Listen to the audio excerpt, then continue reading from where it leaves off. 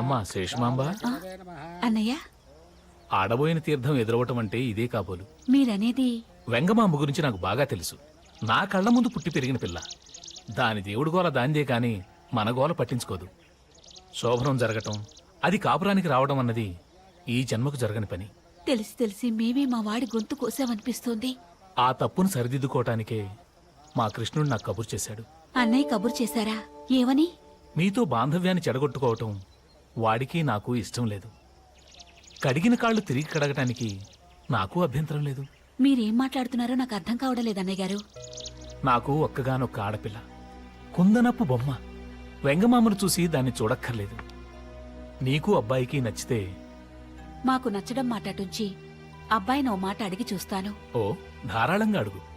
పిల్లినడిగి గంట కట్టగలం గాని పిల్లాన్ని అడగకుండా తాళి కట్టించలేం కదా. సరే, వస్తానన్నయ్య. మంచిదమ్మా.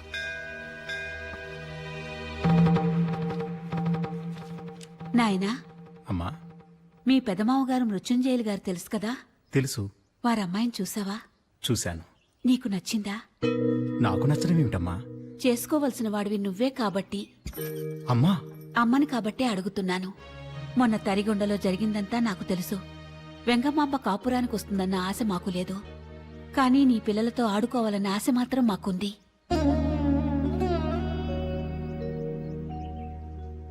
తలదించుకునేంత తప్పు నువ్వేం చేయలేదు నాయనా.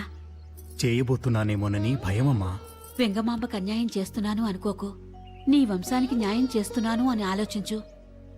వెంగమాంబ కోసం కాకపోయినా, తరిగొండవారు మనపై చూపిన ప్రేమాభిమానాల కోసమైనా మనం కొంతకాలం ఓర్పు వహించి ఓపిక పట్టక తప్పదమ్మా. కొంతకాలం ఏం కర్మ, వారు ఏడాది పాటు ఆగుదాం అంటున్నారు.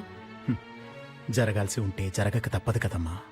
నాయనా, నువ్వు జ్యోతిష్యం నేర్చుకున్నావు, ఎందరికో జాతకాలు చెప్తున్నావు. అలాగే నా జాతకంలో నాయనమ్మ అని పిలిపించుకునే యోగం ఉందో లేదో కాస్త చెప్పు. నాయనా, చలపతి, చలపతి. ఏమిటో రోజు దేవుడు పళ్ళు తోముకునే అలవాటు ఒకటి పెట్టాడు. ఒక గుండెకి నీళ్లతో అడవే పిల్ల మొహం కడుక్కోవాలి. ఏమిటి ఆలు చెప్పంత మొహం కట్టుకోవడానికి గుండెకి నీళ్లు కావాలి అత్తయ్య? నా మొహం నా ఇష్టం. నేను ఏది చేసినా భారీగా చేస్తానయ్యా. నువ్వు తోడవే. అలవాటా అధ్వానమా? అత్తను వేధించి తినడం తప్ప. అక్క నువ్వుండు, ఆవిడ కావాల్సిన నీళ్లు నేను తోడిస్తాను. ఏం పర్వాలేదులే తమ్ముడు. అమ్మ పనులన్నీ నన్ను చేయమంది. నువ్వు చేయడం చూస్తే బాధపడుతుంది. వద్దులే.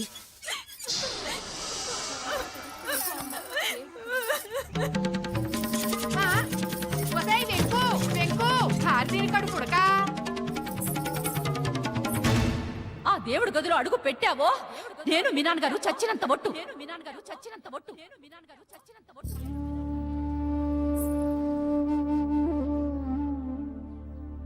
అమ్మా, ఏమిటి? ఏం కావాలి? ఒకసారి బయటికి రా అమ్మా.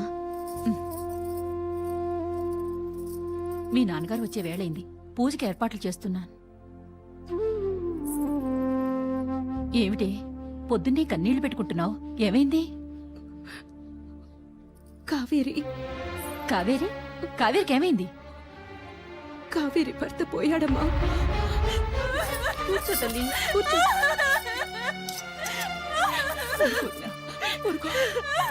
ఆగండి. కావేరిని ఏం చేయబోతున్నారు? ఏం చేస్తాం?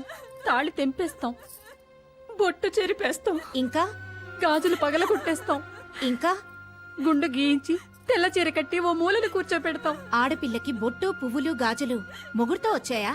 చిన్నప్పటి నుంచి లేవా? ఉన్నా లేకపోయినా అది ఆచారం, సంప్రదాయం.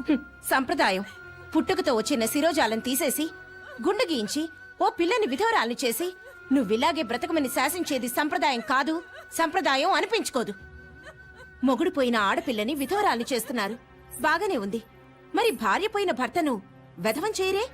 ఏడాది తిరగకుండా మళ్ళీ అతగాడికి పెళ్ళెందుకు చేస్తున్నారు? వెంకు, నా మాట విని తల్లి. ఏమిటత్తయ్యా వినేది? వాలి చనిపోయినప్పుడు తార వితంతువైందా? మండోదరి వైధవ్యాన్ని వహించిందా? భర్త చనిపోయినప్పుడు సావిత్రి యముడి వెంట ఎందుకు పరుగులు తీసింది? ఎందుకు భర్త ప్రాణాన్ని తిరిగి తెచ్చుకుంది? ఈ సంప్రదాయాల ప్రకారం నా కర్మ ఇంతే అని సావిత్రి విధవయ్యుంటే సత్యవంతుడు బ్రతికి ఉండేవాడా?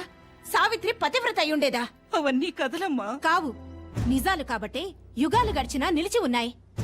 చూడు తల్లి, నా కూతురు నా కళ్ళ ముందే అన్నిటినీ పోగొట్టుకుని జీవత్సమల్లా తిరుగుతుంటే నేను మాత్రం తట్టుకోగలనా చెప్పు? ఏం చేస్తాం?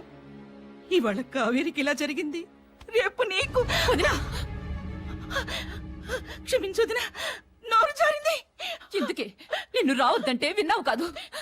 అత్త ఎంత మాట అలిసిందో చూసావా?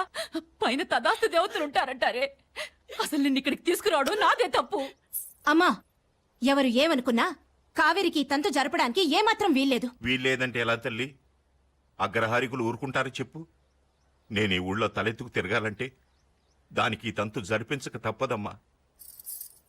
మావయ్య,